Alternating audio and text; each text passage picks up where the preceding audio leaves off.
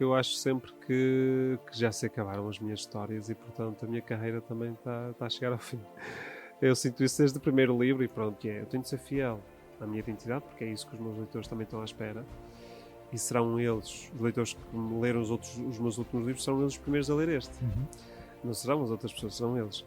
E, portanto, eu tenho de ser fiel àquilo que eu tenho vindo a fazer, mas tenho de trazer algo novo, sempre. Obviamente quero sempre chegar ao público, ao grande público, mas quero chegar e não vale tudo para se vender e para se alcançar números. E é por isso que há muitas histórias que eu poderia escrever, poderiam ser incríveis eventualmente, mas que eu não consigo escrever porque, se calhar, a mensagem que elas passam, eu não concordo com ela.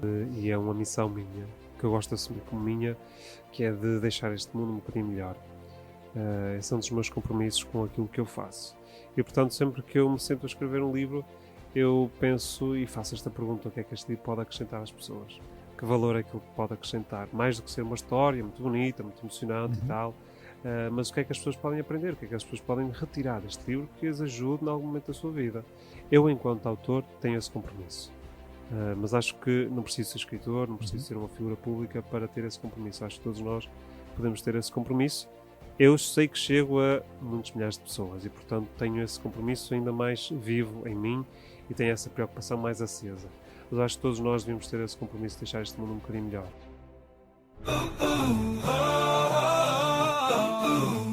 A esperança atrás do muro. Um podcast de André Filipe Oliveira. Olá, neste episódio trago alguém que tem arrecadado recordes, mas de que servem. É o autor português mais vendido da atualidade. Para esta conversa sugiro que conheçamos a pessoa para lá do sucesso, como podemos inspirar os outros, certamente de muitas maneiras. O meu convidado tem mudado vidas através das palavras e das reflexões que inspiram a quem o lê. Fomos Mais Que Um Erro é o seu mais recente romance e novamente uma proposta que nos quer deixar a pensar. Escreve entre as linhas. Há pessoas que têm mesmo de entrar na nossa vida e há pessoas que não podem mesmo ficar nela para podermos ser felizes. Quanto tempo demora até atingirmos a ideia de felicidade? Reflexões que vou querer ouvir do meu entrevistado. Raul, minha alma, bem-vindo.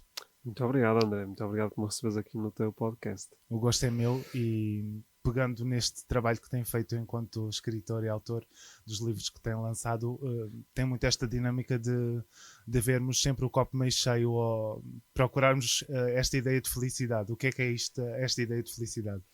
É assim, eu procuro, obviamente, através daquilo que eu escrevo, ajudar as pessoas a conseguir ver um lado bom nas coisas más que lhes acontecem. Eu próprio também tento aplicar essa regra na minha vida. Acho que de certa forma todos nós, mas eu sei que é difícil. Eu sei que é difícil quando estamos mesmo lá em baixo perceber, ok, o que é que há de bom aqui. Principalmente quando parece que tudo corre mal.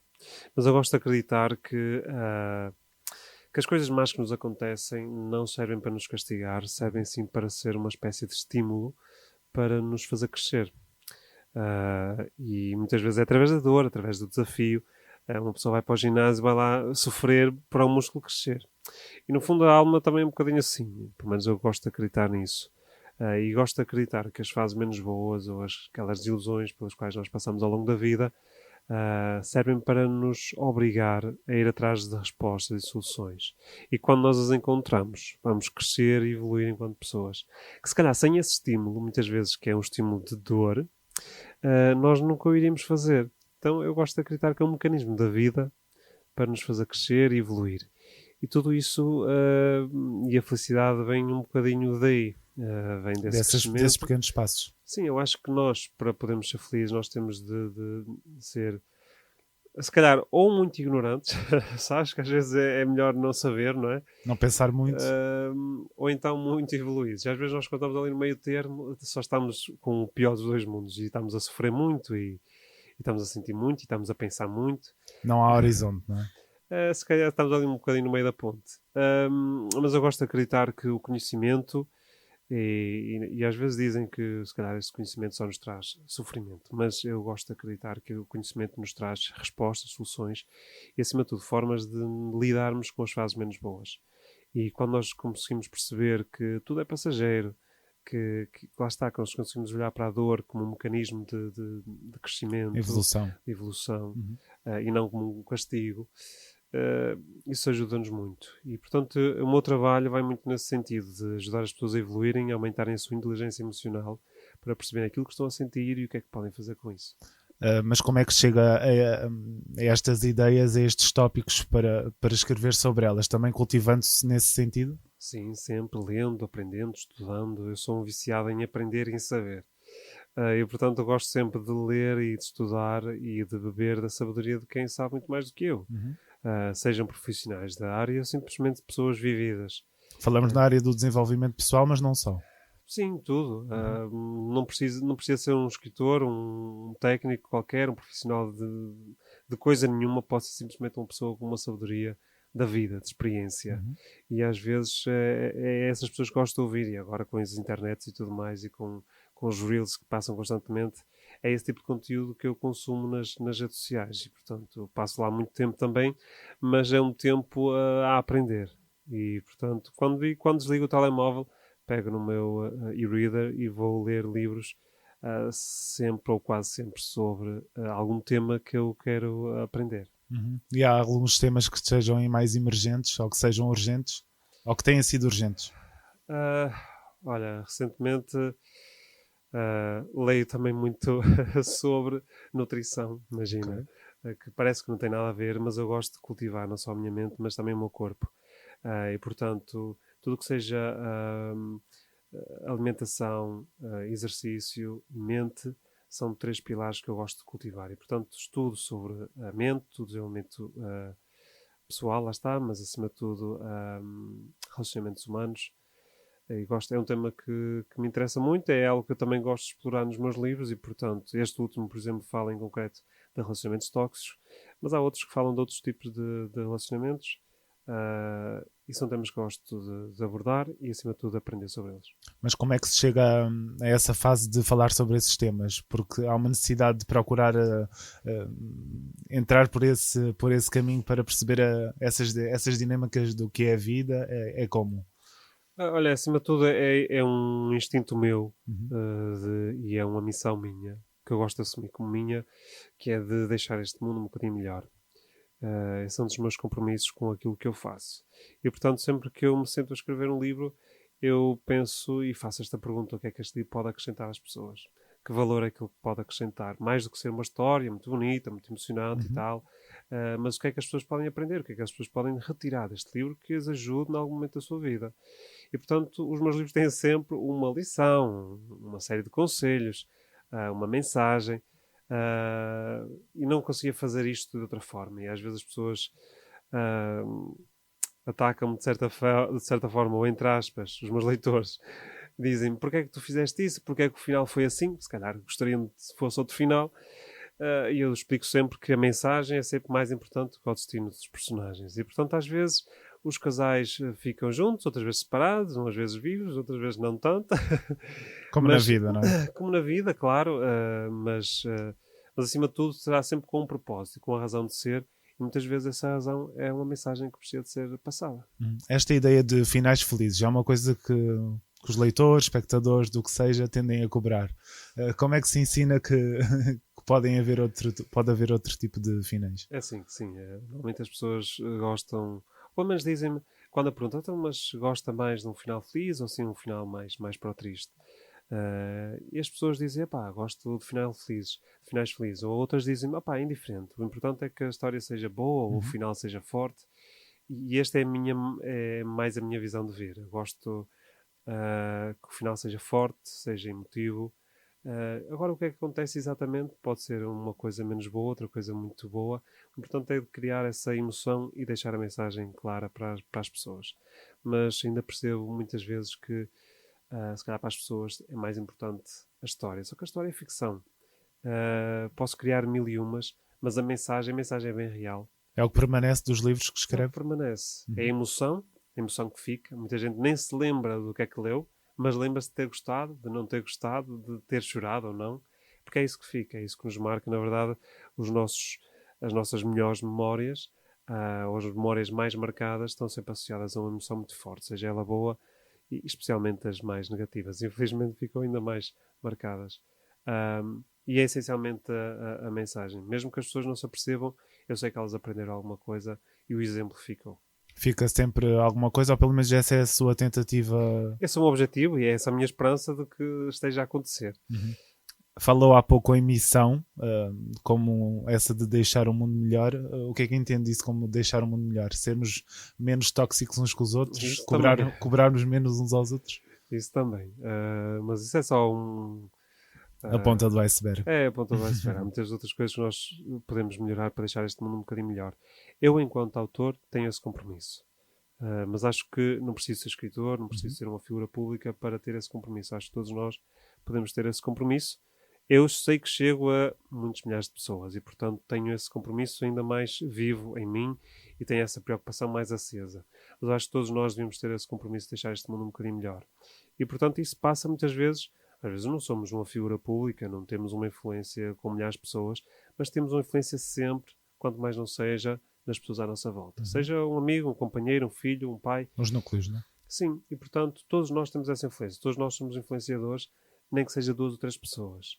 E portanto convém que nós deixemos uma marca positiva na vida delas. E se nós fizermos isso, já estaremos a passar uma mensagem positiva, já estaremos a deixar o mundo melhor.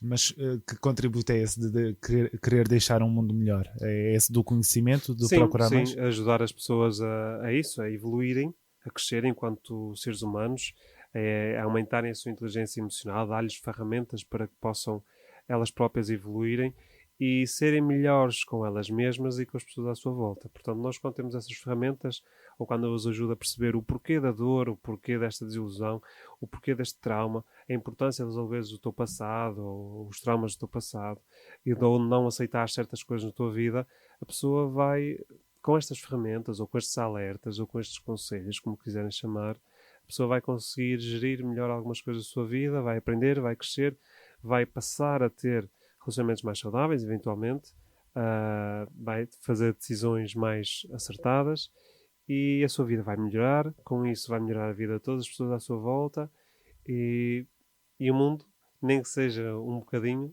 há de ficar melhor. E não importa que tipo de relações estejamos a falar, não é? Interessa mesmo este tipo de interação. Sim, eu acho que de certa forma os relacionamentos parecendo que não é aquilo que é o mais importante das nossas vidas. Acho que no final da vida de cada um ninguém se vai preocupar com outras coisas que senão as pessoas que nós mais amamos, as pessoas que são mais importantes para nós, e isso são relacionamentos. Mesmo o relacionamento que temos com nós próprios. E portanto, os relacionamentos será sempre a coisa mais importante da nossa vida e portanto é também sobre isso que eu gosto de debruçar quando me sento a escrever um livro. Neste novo romance, propõe aqui uma dualidade entre alguém que vive uma relação que não é feliz e que descobre outra alguém que aparentemente também não é essa porta aberta para a felicidade, mas que vem baralhar as coisas. Que outras reflexões podemos tirar deste tipo de triangulação? Olha, o objetivo que eu quero passar é estarmos atentos aos padrões da nossa vida. E se nós olharmos para trás e fizermos assim uma análise da nossa e fizermos uma retrospectiva da nossa vida, se calhar, especificamente em alguns campos da nossa vida, vamos perceber que há um padrão que se repete. Muitas vezes é a nível dos relacionamentos, outras vezes é a nível de carreira, outras vezes é a nível financeiro, por pessoas que, por exemplo, não conseguem juntar dinheiro. Por alguma razão, não conseguem juntar dinheiro. Ou pessoas que simplesmente não conseguem encontrar uma pessoa com quem sejam felizes, ou uma pessoa que seja um relacionamento que seja saudável. E quando é sucessivo isto ao longo da nossa vida, não podemos culpar toda a gente. Não. Qual é o único elemento comum em todas estas ilusões ao longo da nossa vida? Provavelmente sou eu. E então, se eu sou o único elemento comum, se calhar é porque há alguma coisa em mim que precisa ser trabalhada. A nossa tendência é sempre para culpar tudo e todos.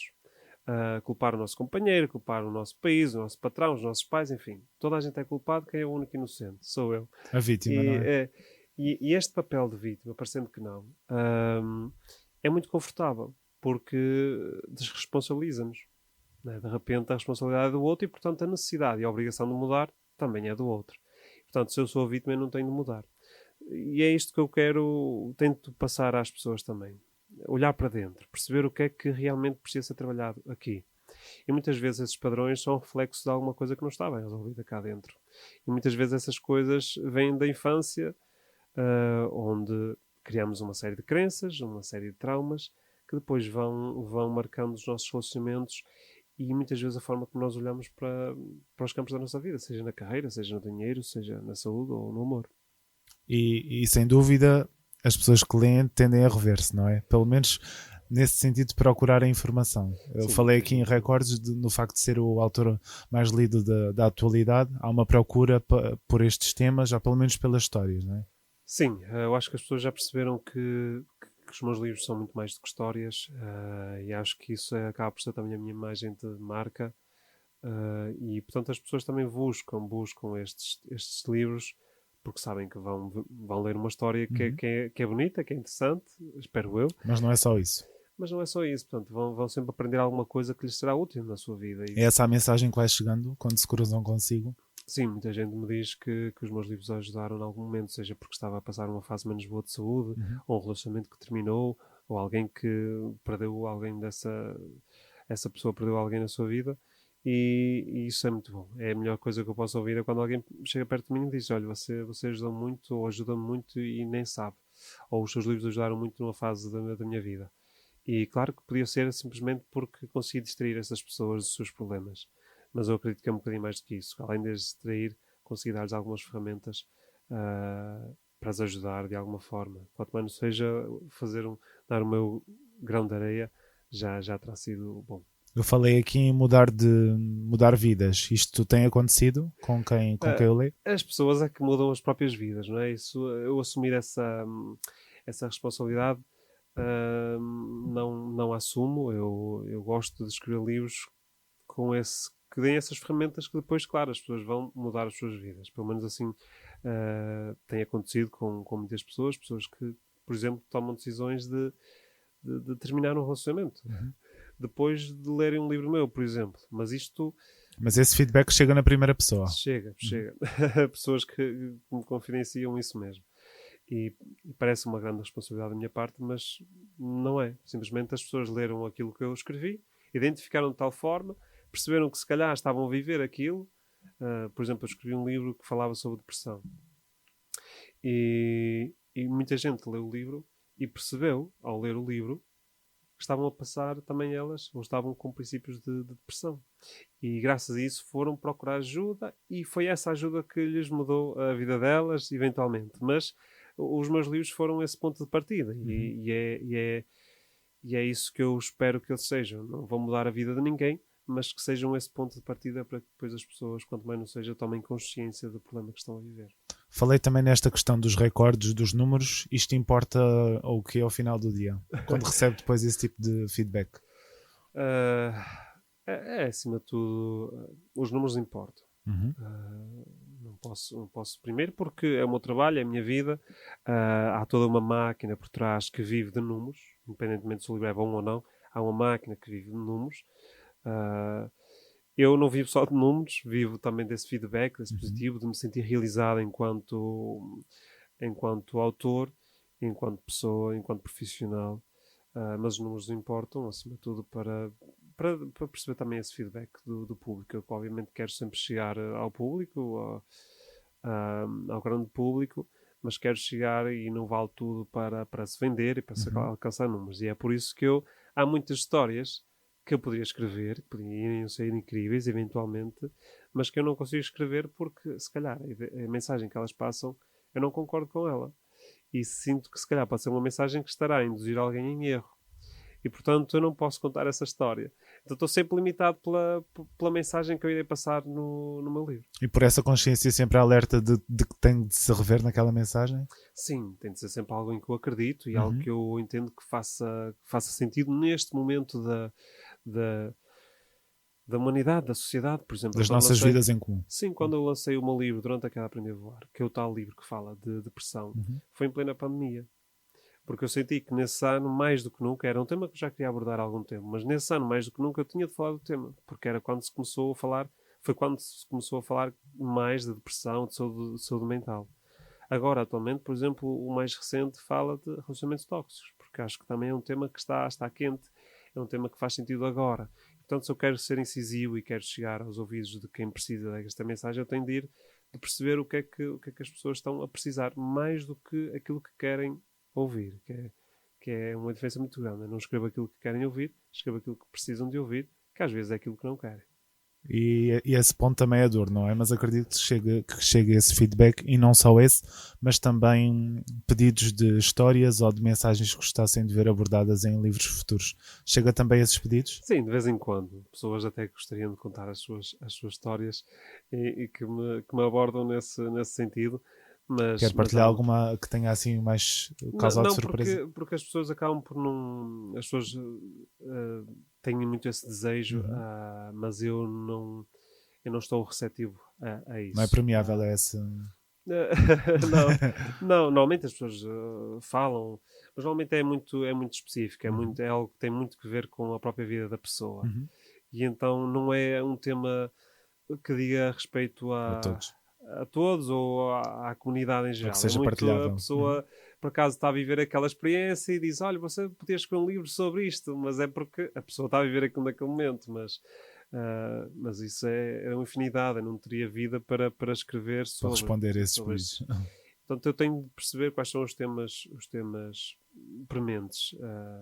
E, obviamente, não posso escrever uma história que seja muito mais específica, nada me impede, mas gosto sempre de, se eu escrevo para ser ouvido e para que a minha mensagem tenha impacto no mundo, eu tenho de perceber quais são as mensagens mais importantes que eu preciso de passar. E com esse entendimento sempre para o livro seguinte, com esse propósito muito presente? Eu sigo sempre essa linha.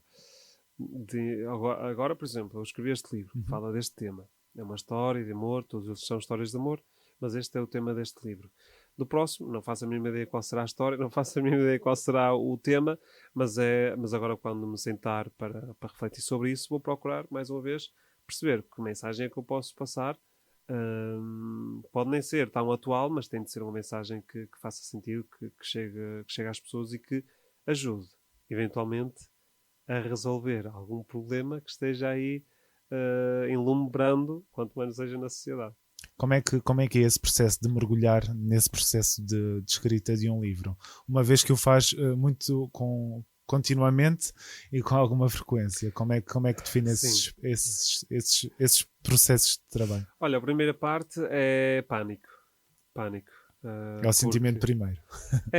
Porque eu acho sempre que já se acabaram as minhas histórias e, portanto, a minha carreira também está a chegar ao fim.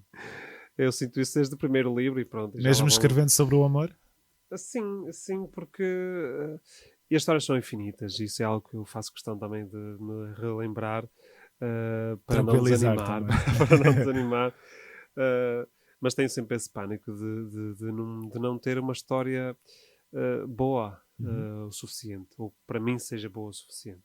Eu podia contar um monte de histórias, mas se não for uma história que eu entenda que vale a pena ser contada e que tenha uma mensagem boa e poderosa, eu não vou sentir motivado o suficiente. E depois estar ali 2, 3 meses sem motivação ia ser um sacrifício enorme.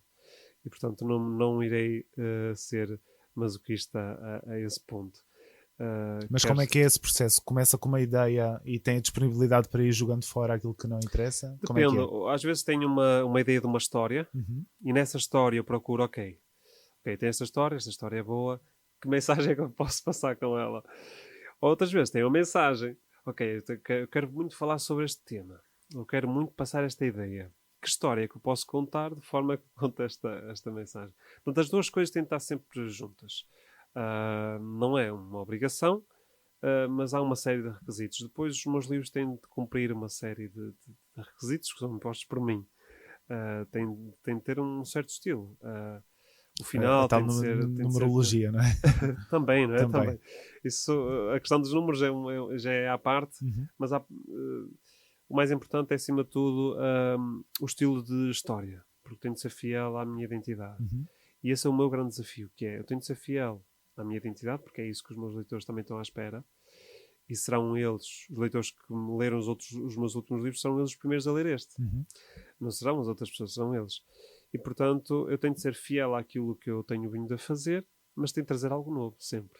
E, portanto, é esse equilíbrio entre inovar, entre trazer sempre algo novo, fresco, uma história diferente, que não seja mais do mesmo. Esse é o grande desafio enquanto autor. Mas, ao mesmo tempo, que a pessoa leia e diga, isto é diferente do que ele já fez. E esse é o meu grande desafio. Já vai no 7º romance, e agora, quando agora sossegar deste livro, vou começar a pensar no 8º. E além de ter de ser diferente dos 7 que eu já escrevi, tem de ser diferente de todos aqueles que eu conheço. Portanto, são muitos mais. Obviamente que não vai ser diferente de todos os livros que existem no mundo, mas pelo menos daqueles que eu conheço. Não consigo escolher uma história que já existe. Não é? Como é que se define enquanto leitor? Olha, sou acima de tudo, sou um interesseiro. Pode ser assim. Ou seja, eu leio quando... Não é quando, é o que eu sei que me vai ensinar alguma coisa. Portanto, eu quero aprender sobre este tema. Então, vou ler sobre isto. A ideia de entretenimento não cabe no espaço de Pouco, leitura? sinceramente, pouco. Eu sou tão viciado em aprender. A não ser que, por exemplo, seja um livro específico que eu gosto de ler também, uma vez mais, não por entretenimento. Eu não leio por entretenimento. Leio por gosto de aprender. E muitas vezes leio aquele livro porque, ok, o que é que eu vou aproveitar daqui? E se eu vou ler um livro que seja só ficção, provavelmente leio não ficção só, mas quando vou ler um livro sobre ficção, é perceber como é que este autor escreve, como é que esta história tem tanto impacto. Ou seja, também isso é para aprender, para absorver, para crescer também, para tirar dali alguma coisa boa e depois tentar, de certa forma, ou implementar, ou tirar o segredo dali. Uhum. Mas consegue desfrutar durante esse processo? Parece quase como uma coisa muito matemática, não sendo matemática, mas com objetivos muito específicos. Depende. Normalmente, para desfrutar... Depende, por exemplo, se eu vou ver... depende muito do livro. Mas por exemplo, com filmes ou séries. Se eu vou ver o filme com alguém ao meu lado, vou desfrutar, vou ver o filme. Mas eu também faço isto com os livros, também faço com os filmes. Ou seja, eu muitas vezes estou a ver filmes para ver como é que a história foi construída. Ou seja, um filme de 1h30 eu vejo em 30 minutos. Porquê? Mas isso é como se fosse... Eu só quero sacar dali aquilo que me interessa. Muitas vezes estão ali a conversar, ou está a pessoa só a caminhar na rua, aquilo não me interessa, passa à frente. Então muitas vezes um filme de 1h30 eu vejo em 30 minutos. São as dinâmicas que lhe interessam? Sim, quando estou tipo a ler ou a ver filmes e séries para aprender, para estudar, para conhecer, aí só quero, não estou interessado no entretenimento. Agora, lá está, agora estou a acompanhar uma série com a minha mulher e tudo mais. Vejo obviamente tudo do início ao fim, e a série toda com 20 episódios, porque estou ali para desfrutar. E eu obviamente também estou sempre atento a como é que a história está a ser contada. Porque eu sou um contador de histórias e portanto eu sempre... Isso não se desliga. E muitas vezes estou a criticar e a minha mulher não gosta nada, porque estou a apontar ali aquilo que eu se calhar faria diferente, a história, os pontos onde a história não está bem construída, mas muitas vezes também estou a elogiar. A história está muito bem feita, está aqui uma rede bem montada e portanto se calhar às vezes é um bocadinho chato estar a ver um filme ao meu lado por causa disso. Esse poder de crítica vem do quê? Vem de onde? Ou de autocrítica? Não, isso autocrítica tem demasiada. É demasiada? Demasiada, sim. Demasiada. Se calhar alguém que vai ler uma história e a verdade é que nós não vamos conseguir agradar toda a gente. Mas quando alguém aponta um detalhe da minha história, eu penso sempre, porque é que eu não percebi isso? Depois há outra que um defeito, aquilo que para uma pessoa foi um defeito, para outra já foi uma qualidade. E outra pessoa já viu outro defeito que a outra não viu. Mas eu estou sempre, obviamente, mais atento aos defeitos, não é? Para ver onde é que eu posso melhorar, onde é que eu posso corrigir. Mas não vale a pena. Em todos os livros eu acho que e as pessoas elogiam muito e há sempre alguém que odiou por alguma razão qualquer que eu nem sequer poderia imaginar. E, portanto, que impacto é que tem esse feedback?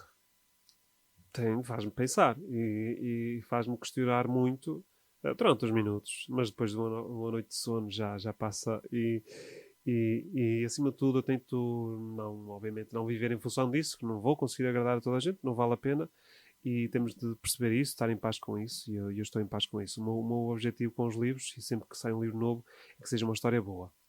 Essa é a única imposição que eu coloco a mim mesmo. Ela tem de ser uma história boa e tem de passar uma boa mensagem. Agora, não vai ser o meu melhor livro, porque cada pessoa terá um livro diferente, favorito, não importa. Não faço questão que seja o melhor livro, sempre. faço sempre a questão que seja uma boa história. Esse é o ponto de partida. Como... Esse é o ponto de partida e é a única imposição que eu coloco a mim mesmo. Tem de ser uma boa história, tem de passar uma boa mensagem. Muito bem. Falamos aqui de um autor que usa um pseudónimo para escrever. Quer-nos falar sobre este paralelo? É para distinguir o quê? É mais para si, não é? É também para mim, sim. Para mim e, de certa forma, para a minha imagem pública. Faz sentido haver esta divisão das águas? Sim, ainda que muitas vezes as pessoas começam por dizer Raul Minhal, meu pseudónimo de XXX, e eu não gosto muito porque eu criei o pseudónimo por alguma razão. Foi precisamente para proteger essa minha vida privada, a minha vida pessoal. Porque efetivamente a pessoa que está por trás do Raul é uma pessoa que não é a pessoa que aparece. Não é a pessoa que aparece em público, não é a pessoa que aparece na rádio, na televisão. É a pessoa de casa, dos amigos. E essa pessoa só é possível conhecê-la estando em minha casa, convivendo comigo. E é uma pessoa que claramente tem muitos mais defeitos. Mas essa é a pessoa real. Agora, o Raul é um pseudónimo, mas eu considero quase uma espécie de heterónimo, quase. Porque é uma persona, é uma pessoa que defende aquelas ideias. Obviamente, a pessoa que está por trás, real, tenta sempre segui-lo, né? Porque ele é uma versão aperfeiçoada, quase, né? E na ficção nós temos essa liberdade de sermos perfeitos ou imperfeitos, sermos quem nós quisermos. Na vida real, não. Então tem outro peso, outra dificuldade. Mas com sim, esse olhar de perspectiva? sim, é como se fosse a luz que a pessoa real tenta seguir também. Mas tem um peso da realidade, tem a dificuldade, tem os seus medos e traumas, e o caminho vai-se fazendo. Mas sempre com esse guia, quase com um eu nosso que nós projetamos no futuro, e aquele é como se fosse o nosso herói, é a pessoa em quem nós nos queremos tornar. E eu faço isso com um pseudónimo. E essa curiosidade em torno destas duas identidades, digamos assim, compreende-a? Como é que a aceita ou vai recebendo? É mais estranho para quem vem de fora, por exemplo. Quem sempre já me conheceu muito antes de ser Raul, ou de escrever sobre estes temas e de escrever desta forma, percebe, é normal estar comigo. Mas quem vem de fora, quem não me conhece, e depois conhece a faceta da pessoa que está por trás, que é muito mais engraçada, faz mais umas graçolas, mas também tem outros defeitos, é estranho. Mas acredito que gostem ainda mais. Eu quero acreditar que gostem ainda mais dessa pessoa, mas essa pessoa só é possível conhecê-la no dia a dia. No Como recato. se calhar todos nós. Eu acho que É um bocado comum a todos nós, eu não acho é? que é um bocadinho, só que eu dou-lhe um nome e dou-lhe uma dimensão diferente, mas eu acho que todos nós, e isso acho que, mas pronto, cabe a cada um. Eu acho que todos nós, antes de sair de casa, né, nós lavamos os nossos dentes, É a máscara. tomamos o nosso banho, pomos a nossa máscara e saímos de casa. Para o nosso trabalho, porque temos uma imagem a manter, mas a pessoa real, qual é? Onde é que está a pessoa real? Infelizmente, e isto é o que me preocupa mesmo, é que há muitas pessoas que chegam a casa e nem em casa podem tirar essa máscara, sabes? E isso é o que me preocupa. A pessoa não poder ser ela mesma ao lado da pessoa que escolheu para ter ao seu lado. Ou mesmo vivendo sozinha, ou não das é? pessoas, ou da família, não poderem ser elas mesmas. E, portanto, eu acho que, pelo menos em casa, podemos ser nós mesmos, com as nossas virtudes e qualidades menos, menos agradáveis. Sermos humanos, não é? Sermos humanos, sermos reais. Termos espaço para essas emoções vívidas na sua plenitude. Sim, Faz falta, pelo menos não é? em casa. Para nós podermos tirar essa máscara, tirar Exorcizar. essa capa e sermos nós. É importante fazer esse exercício. Ainda assim, embora com estas duas identidades, vai partilhando a conta-gotas aquilo que entende da sua intimidade, como a família. Sim, porque não consigo, não consigo inventar uma família, percebes? Então, muitas vezes não é aquilo que eu mais adoro, mas eu não consigo dissociar. Eu consigo criar uma persona, consigo criar um pseudónimo. Mas faz essa partilha tranquilamente? Não... Faço porque, apesar de tudo, por muito que seja um pseudónimo, uma trama, o que seja, eu sou uma pessoa real e eu não ando aqui com uma marioneta. Eu sou uma pessoa real e a minha vida há muitas coisas que não dá para dissociar. Posso inventar um nome, 1000 personalidades, não posso inventar outro corpo, outra vida. A minha mulher não iria gostar, de certeza. E, portanto, não tenho vidas paralelas, sou só um. E, portanto, há algumas coisas que eu não consigo.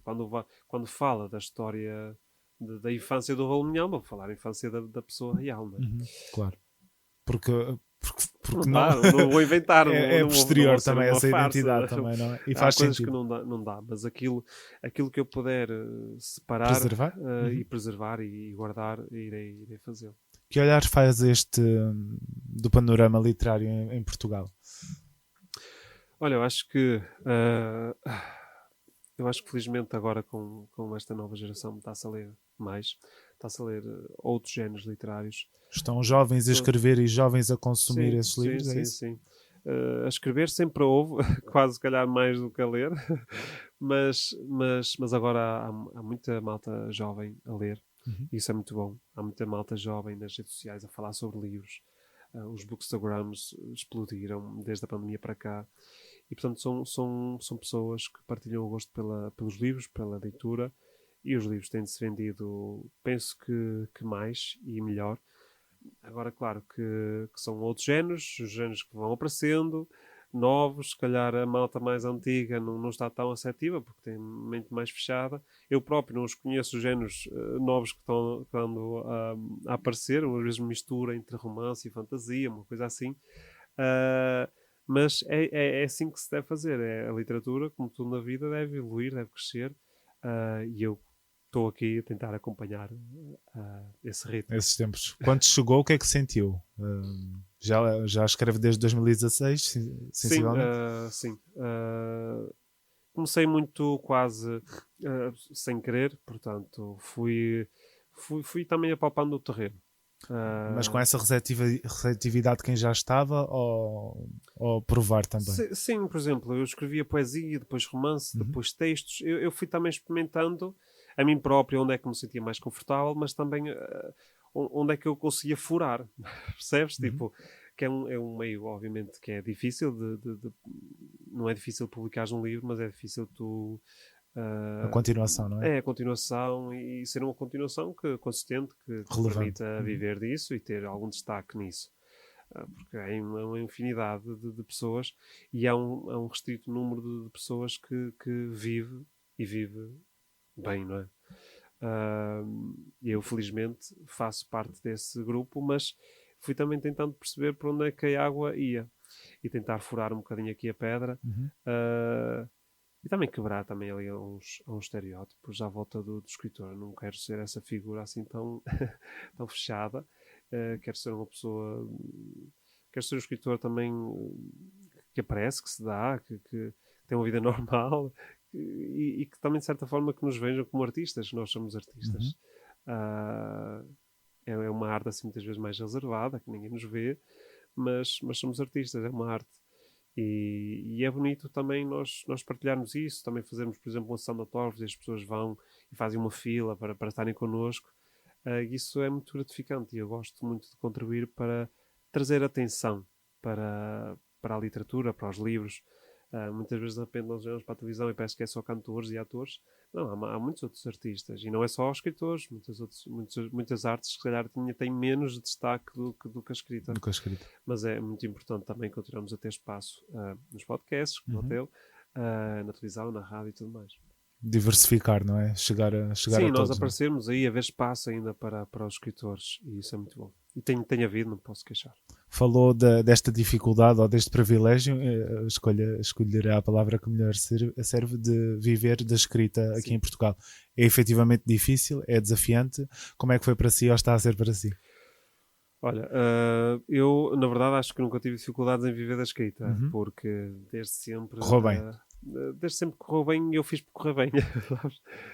Porque muito antes de 2016 já escrevia e já publicava desde 2011. Portanto, durante até explodir e viver realmente da escrita, que também foi quando eu acabei o meu curso da faculdade. E, portanto, coincidiu, acabei por nunca exercer a profissão de engenheiro, neste caso, que foi o que estudei. Nunca exerci a profissão, comecei logo a viver a 100% da escrita e para a escrita. Mas antes eu estudava, mas já escrevia, mas já vendia os meus livros, portanto já sacava uns euros dali, já conseguia fazer umas coisas e portanto eu sempre olhei para assim dessa forma. Mas também como olhei dessa forma, ou seja, não é só escrever, mas ok, o que é que eu posso retirar daqui? Porque se eu conseguir viver da escrita, eu vou conseguir viver para a escrita também e vou conseguir melhorar a cada dia. Porque se estiver aqui a dividir-me entre, ok, vou escrever à noite, mas agora de manhã tenho o meu trabalho, quase que não consigo pôr a minha energia naquilo e aperfeiçoar-me naquilo. E muitas vezes é isso. Às vezes as pessoas têm uma arte, mas se elas, e às vezes parece que queremos ganhar dinheiro com o nosso talento é soberba, ou é arrogância, ou é ambição desmesurada. Mas não é. É uma forma também de nós podermos começar a dedicar-nos só àquilo. E não destruirmos a nossa energia e conseguirmos aperfeiçoar-nos. E isso, felizmente, sempre foi o meu foco também. Ok, eu estou a escrever, mas eu também quero viver disto, quero poder viver disto. Então, como é que eu posso equilibrar aqui as duas coisas para depois também me poder dedicar só a isto e ser cada vez melhor a fazer o que faço? O que é que a escrita lhe tem dado? Olha, tem-me dado uma missão boa, um sentimento de realização também nesse aspecto, ou seja, a nível profissional. Tem-me dado muitas coisas boas. Primeiro, quase toda a minha vida vive em função disto. Tem-me dado muita liberdade, ou seja, a carreira que eu tenho permite-me passar o dia em casa. Ou seja, o meu trabalho também é em casa e, portanto, eu e a minha família vivemos 24 horas, só 24 horas juntos. Ou seja, não tenho de sair para ir para o local de trabalho. Isso é algo que me deixa muito feliz. É dono do seu tempo. Sou dono do meu tempo. Claro que tenho uma responsabilidade acrescida, que é eu preciso, claro, de ter uma gestão de tempo, de me automotivar, mas eu acho que também nunca tive dificuldades em automotivar-me, porque há muitas pessoas que têm de sair para... ou para irem para o ginásio têm de ter um PT que as obriga a ir, porque senão Os não pequenos vão. motivos, não é? E eu acho que nunca tive dificuldade em automotivar-me, portanto, e em ser organizado e ter uma rotina, e portanto, eu acho que me dou muito bem trabalhar em casa. E o facto de ter esta profissão que me dá total liberdade para fazer os meus horários e gerir a minha vida, eu acho que isso não tem preço e, portanto, só por aí já sou uma pessoa muito feliz. Já se saboreia com essa noção. Chegamos aqui ao fim do nosso tempo. Eu termino sempre o podcast convidando o convidado e passo aqui a redundância a refletir sobre o nome do podcast, A Esperança Atrás do Muro. Acho que o fizemos ao longo destes minutos, mas gostava de ouvi-lo. Olha, essa frase remete-me logo para uma ideia muito clara, que é às vezes a felicidade está do outro lado do desconhecido. Um desconhecido que nos assusta, mas a felicidade mora do outro lado. E muitas vezes nós estamos num trabalho, numa carreira, num relacionamento, e assusta-nos muito o desconhecido, que é o que está do outro lado do muro. Porque nós queremos mudar, não estamos bem ali, e às vezes é só termos essa coragem de passar essa dificuldade, de saltar o muro, de enfrentar o desconhecido, de passar esse túnel de fogo, que vai custar, vai doer, mas que muitas vezes é a única solução para sermos felizes, porque a felicidade está muitas vezes do outro lado desse muro. Muito obrigado pela generosidade, atenção e estas reflexões que nos deixam. Obrigado. Obrigado. A esperança atrás do muro. Um podcast de André Filipe Oliveira.